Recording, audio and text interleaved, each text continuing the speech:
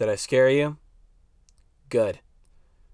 I don't actually know if I did or not, but whether I did or not, that's cool. Sonic the Hedgehog is a name that has been known all across the internet, and through it, the series has been the host of many fan games. Ones based on pre-existing games, ones entirely original, ones that make me question my sanity, and even ones that allow you to play with your friends.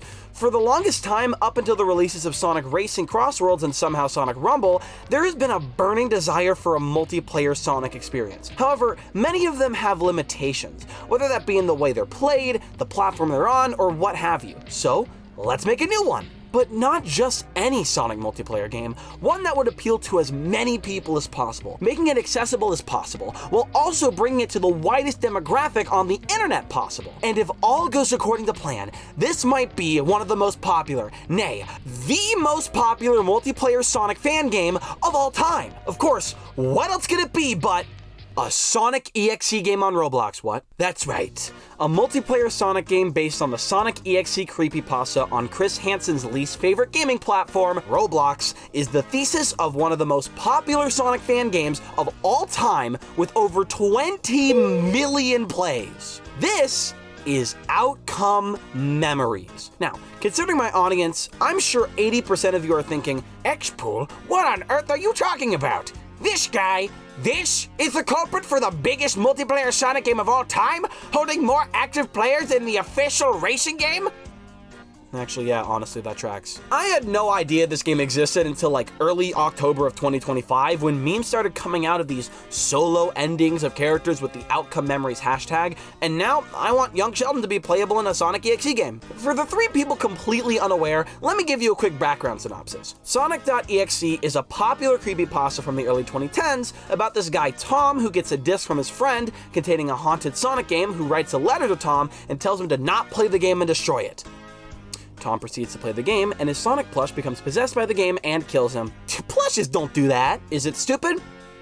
Oh yeah, absolutely. And everybody loved it. Anyone remotely familiar with the Sonic community knows about how iconic Sonic.exe is, specifically with much younger audiences. Ironic, isn't it? This is mainly because Sonic.exe's popularity was revitalized by the mods made about him for Friday Night Funkin', and also the fact that a lot of younger kids wanted to seem cooler and more mature than they likely actually are. That's probably also why so many really young kids play games like Call of Duty, games only made with adults in mind, and despite that, are deemed by the news as games trying to hypnotize our kids into violent serial killers because nobody can read. So, by that logic, why would a kid want to play as this super childish, kiddie, and boring Sonic? He's too immature for my taste. I want to play a game starring the main villain from the Scratch Resistance, darn it! You know, actually, Garnet rhymes with darn it, and Sonic.exe and the Scratch Resistance killed Garnet. None of you get that joke. Now, I'm not incredibly familiar with Sonic.exe outside of the original creepypasta that kept me up at night as a kid. And also this one meme from the early 2020s that was like, drowning, drowning, sinking, sinking, or something like that. I need to become more knowledgeable. So, let's enter the perspective of these kids and try out the game that beat Sonic Rumble's active player number before it even released. Outcome Memories. But first, do you want to see something really scary? This discussion is sponsored by Figgies. That's right, I'm talking about Figgies again because First 4 Figures just sent me another wave of their Sonic line. Listen, I'm very blessed and very thankful for First 4 Figures sending me these because these are amazing figures. They're pixelated figures with magnets that attach to backgrounds based on games that the characters are from. The problem is though, I have so many of these that I'm running out of room! This time, we've got the second wave of modern Sonic characters with Super Sonic, Knuckles, Metal Sonic, and Dr. Eggman. I really like the Eggman figure, and his background is the Death Egg from Sonic Forces. That's disgusting! Although, they do make up for it. Super Sonic's background is Deadline Zone from Sonic Rush. This is the only form of Sonic Rush merch we've ever gotten, by the way. Every character has their own background based on a game that they're from or a game that they're very prominent in. Like, of course, Tails is Chemical Plant, Sonic is Green Hill, and things like that. And the protagonists of the game stand on the opposite angle of the antagonists, allowing you to have them face off in a way. It's really freaking cool. And if you want your own, you can get them right now using my code to get 5% off your order. Thank you so much to Figgies for sponsoring this discussion, and now let's talk about a game that's based on a creepypasta that made every single one of you crap your pants as a little kid.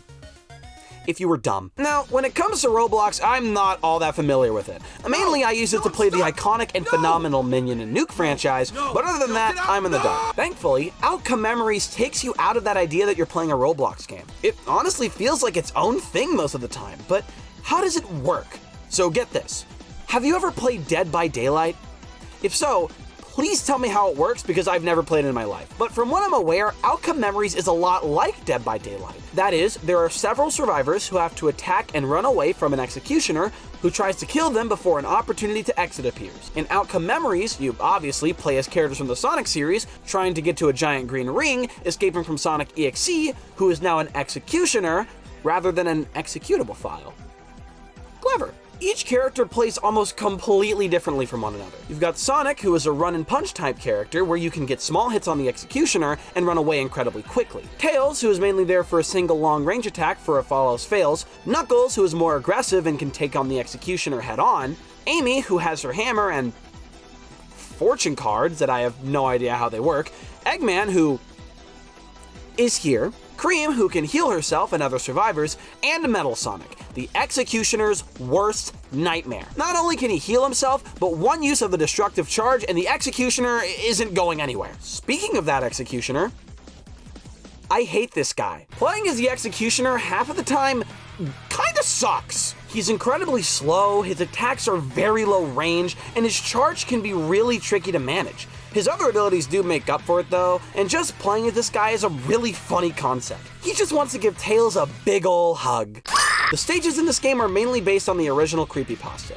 There's the dark version of Green Hill with all the dead grass and shocking lack of dead animals. Scrap Brain Zone is here, but this time we could actually go inside the factory, and it sucks because of it. Half of the time as the executioner, I'm barely able to find anyone or make my way out of some of the areas. The castle is probably one of my favorites. It's visually beautiful, it isn't too tough to move around, and it isn't overly simple like Green Hill.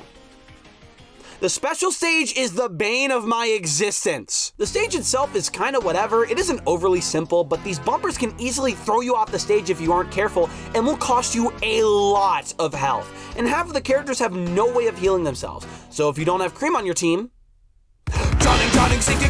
That's kind of the name of the game here. Teamwork. You need to strategize and compromise with who's on your team and what you're going to do in order to escape the executioner. You could attempt to be more offensive and attack the executioner at any moment's notice and book it once the ring appears. You could be more evasive and focus more on healing and dodging, or you can be stupid and not interact with your teammates at all and be the first one to die. Idiots. There are tons of different ways to play this game. As for the executioner, just kill people. Go to court for it. Mr. Executable, you have been charged on account of 13 different murders. How do you plead? Come back to me on that one. Outcome Memories is a game I did not expect to enjoy. I mean, look, be for real. We're all adults here. It's a Sonic.exe Roblox game. It was doomed to be garbage. And yet, against all odds, I've genuinely had more fun with this than most other multiplayer Sonic games. I'd say Sonic Racing Crossworlds is still more fun in general, but other than that, this is fantastic. There's strategy, teamwork, variety, different types of characters, different ways to play. Maybe it's because my expectations were below rock bottom, but man, this is fun. Maybe Sonic.exe can be good. Let's see what else it has to offer.